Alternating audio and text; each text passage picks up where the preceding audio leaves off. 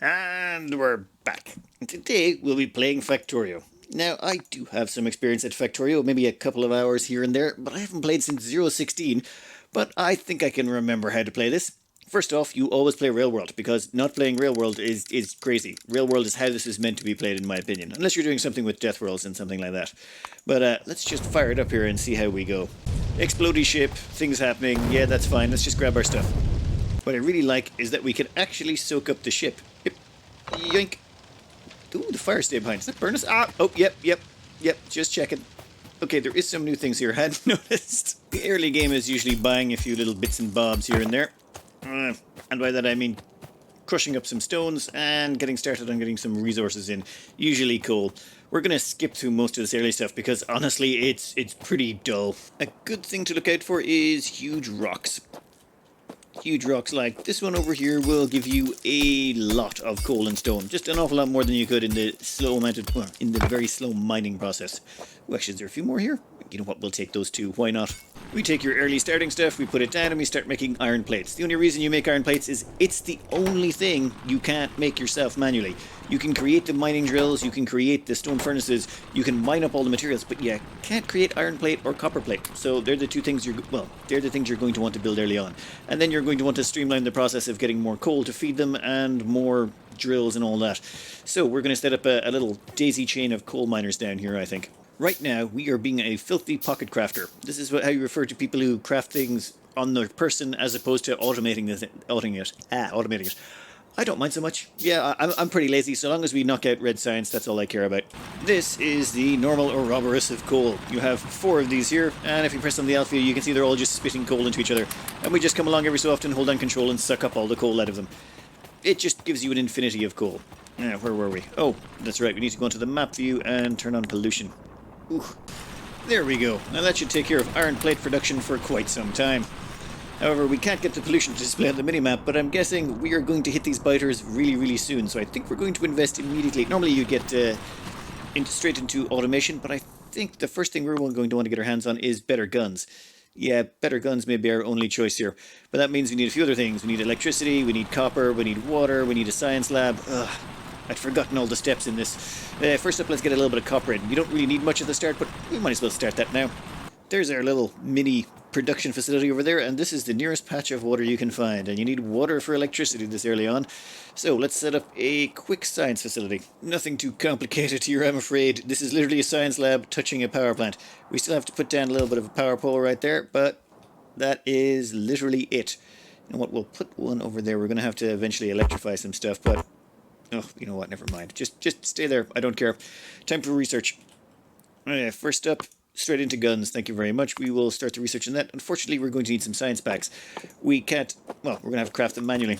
So, time for some more filthy pocket crafting, and we're out of copper. We'll go back and grab some more from our little base over here. Oh, this is why the start is the slowest. But it's okay, we can skip this bit. We stick our science potions in there, the research starts. It's going to take, how many of them? I guess something like, no, never mind. It'll be done in no time. It was still taking too long. We doubled down. We now have 2 science labs. That'll hammer out military pretty quick, which is good because we're about to come in range of those biters. At the same time, let's grab automation next up. This will give us access to some of the nicer parts of automation. We'll start that research. Basically, all you want to do at the start is get just enough to get yourself to all the red knocked out. It's not too bad. Now, once we get a gun and a bunch of ammo... Oh, actually, you know what? We're going to want some light armour as well to handle this. We'll go take care of those biters down south. Alright, let's go get some biters. Now... Oh. Yeah, right, I queued up a bunch of research, didn't I? You know what? Turrets sounds like a good idea. Let's protect ourselves. It'd be embarrassing to die this early. Over here, we're going to go for some biters. Oh. Yeah, this is... Wow, I'd forgotten how bad this gun is. Seriously? Fine, they're dead.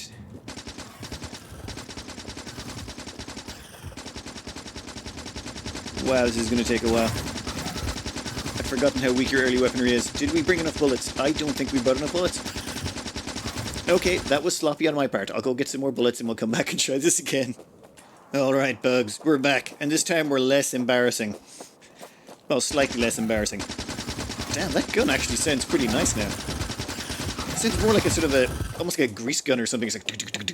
like it's spitting bullets. Okay, this should only take a second. Let's speed this along.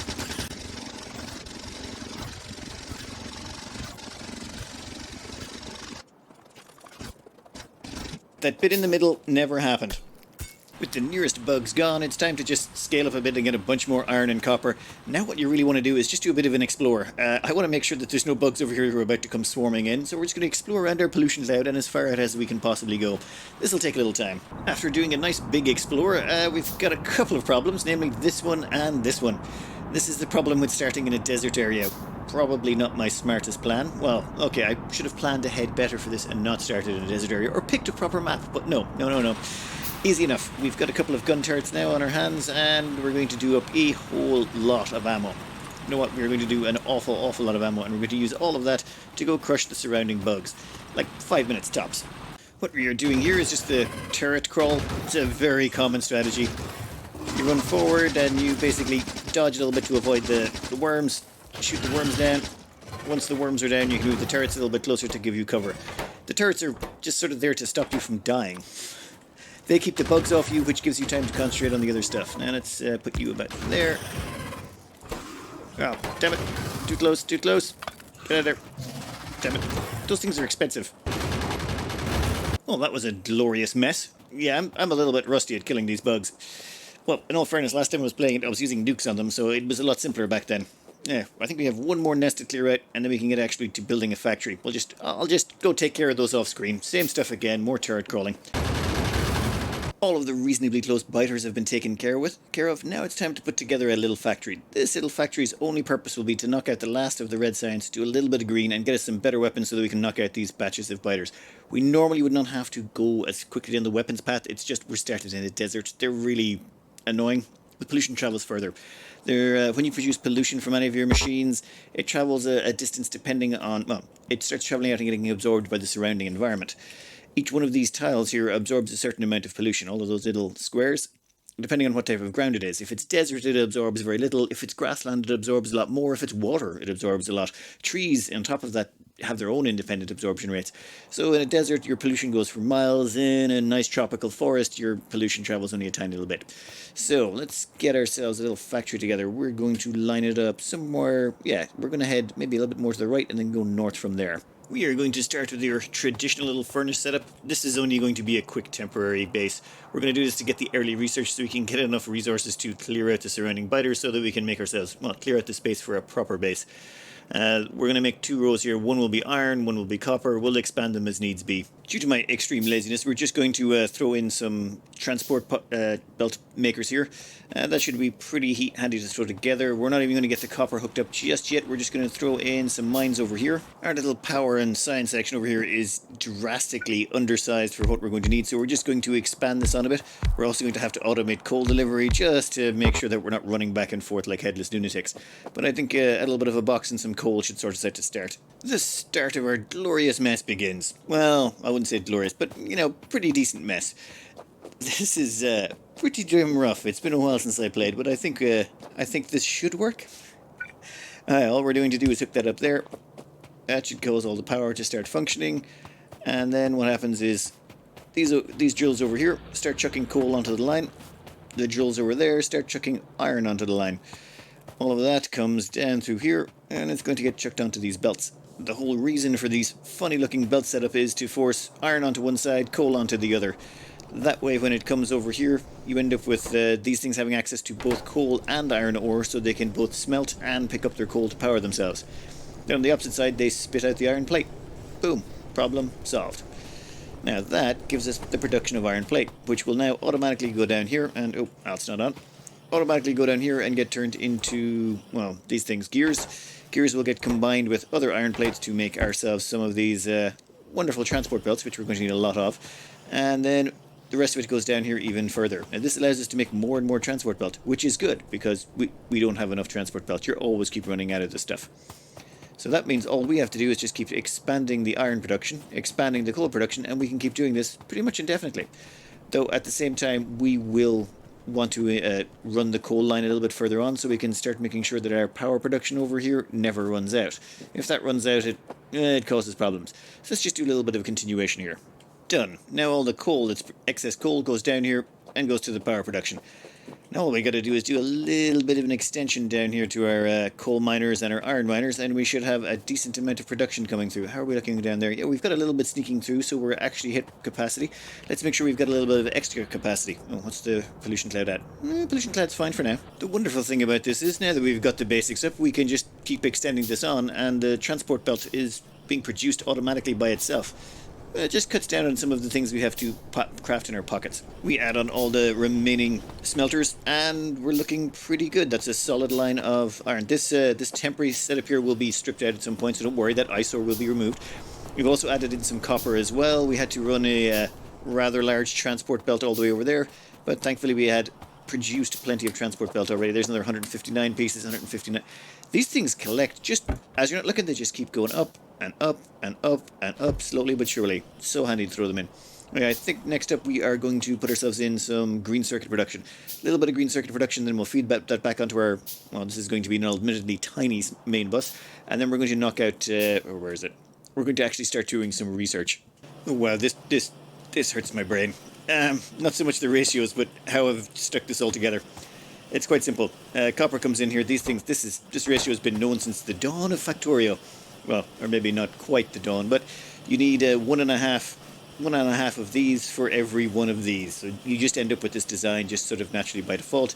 You have two inserters pulling from this one pulling from these. That way you get the 1.5 on each side. Fairly straightforward. Iron plate comes in this way. Copper comes in that way, and we're going to ferry the green ones out this way. I'm sure there's a simpler, easier, cleaner solution, but nah, that'll do just fine. And that gets us, well, green circuits, copper, and iron plate, which is pretty much the building blocks for all the basic stuff we're going to need. In fact, I'm thinking we're going to stick in red science production right now and get it over and done with. Oh, and how's our pollution looking? Still okay, for now. One quick thing to note if you're new to this, you see that red sciencey symbol there?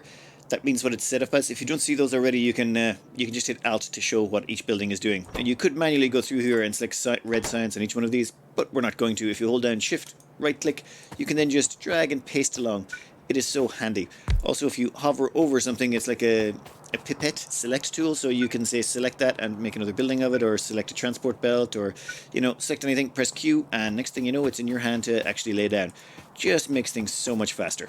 To start to make red science, you're going to need cogs and copper plate. We don't have any cogs, so we just hook up some iron plate in here. It turns the iron plate into cogs. The cogs get chucked out onto this line, and then we're going to feed them in here into our little red science production facility. All of this fiddling around finally gets us up to having red science just churning through. This should keep us sorted. Well, this will keep us sorted for quite some time on the red science front. In fact, we are just going to knock out all the red science. As in, we're going to knock out steel, then weapon shooting, then physical projectile damage. Why not? It's really, really cheap to get these, and they do help out long term. Next up, we're going to have to get our hands on green science. Green science will be a little bit more tricky. You require transport belts and inserters. Now, one thing to remember while you're doing all this is you can run along belts and just hold down the F key. So let's say we want some more of these green circuits. We can just stand here, hold down the F key, and just start sucking them up. Yep, that really cuts down on the handcrafting, and oops, I rotated that. That's just a quick way to cut down on crafting, and you can also run along and snort up a whole bunch of steel plates. Oh, there goes steel. Yeah, we're pretty much going to hammer out all of this stuff in no time. Ooh, even better armor. You know what? We will get that now. And also, what's this? Steel axe? Yeah, we're also going to get that next. Can you queue up research yet? Looks like I can't queue research yet, unless I'm missing something. Oh well. I think we'll go with heavy armor, though we're probably going to need to get some steel for that. We'll take a minor detour here and go grab ourselves some steel. This is horribly messy, but all that happens is we pull ore and coal off this line. It's too short anyway. We throw it in and get steel. Wow, I'd forgotten how quickly everything just turns into spaghetti. Well, okay, this isn't that bad yet, but okay, that's that done. We've got heavy armor on the way. We can make some of that because we're going to have plenty of steel soon. So yes, blue science, that was it. And this is what blue science is going to look like. Blue science requires inserters and transport belts. Transport belts both require gears, so we stick one gear thingy in the middle. This also requires iron plate and green circuits. So that green circuits we built ages and ages ago, yep, that now gets routed in there. Pops in at the front, straight into there. Iron plate pulled from the front, iron plate pulled from here combined with the cogs, and boom, done. Now we just have to queue up the science itself. Damn it, where did I put you? There it is, green science, that was the one. Control right click, and then we'll just run along here and we'll just paste a lot of them. Done. Problem solved. Of course, it's horribly messy because the science comes back at this end, rotates around, and I could probably do this nicer, but no. All the science is going to go this direction. That should take care of green. We'll let green back up while we finish weapon shooting speed, which is good because we're just about to run into the biters over there. I think it's time we went over there and took care of them. You'll notice that the below and to the right, all to the south and east, it's much wider, or the pollution cloud has traveled much further. That's because there's trees over here soaking up a bunch of our pollution on these sides, which is why it's going so far this direction and why it's so frustrating. Well, we'll wait until weapon shooting speed is done, and then actually we'll probably get... You know what, we could get military too and get some piercing ammo. That would make things a lot simpler. Yeah, we'll grab those two first, and then we'll go over and take care of those biters. Yeah, these ones look a little bit tougher than the last crowd we took on. Just a little bit. Oh, jeez. That's a lot of acid. Let's maybe avoid that. Jesus Christ. We've got some piercing ammo. We're going to produce some more, but I think this is going to be a little bit of a tricky one. Oh, God. Give me 5 minutes here.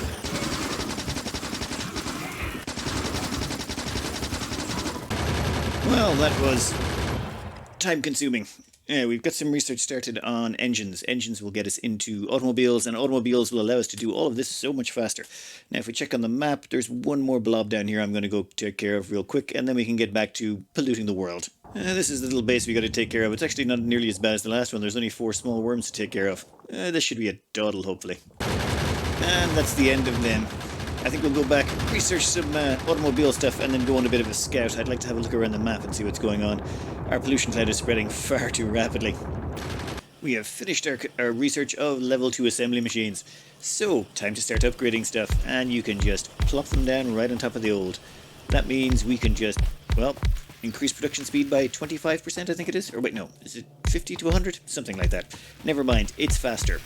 Which means we're probably going to have to throw on a few extra research labs as well. In fact, maybe quite a few. There we go. A few more science labs to help things along. That'll hopefully knock out the last of red-green.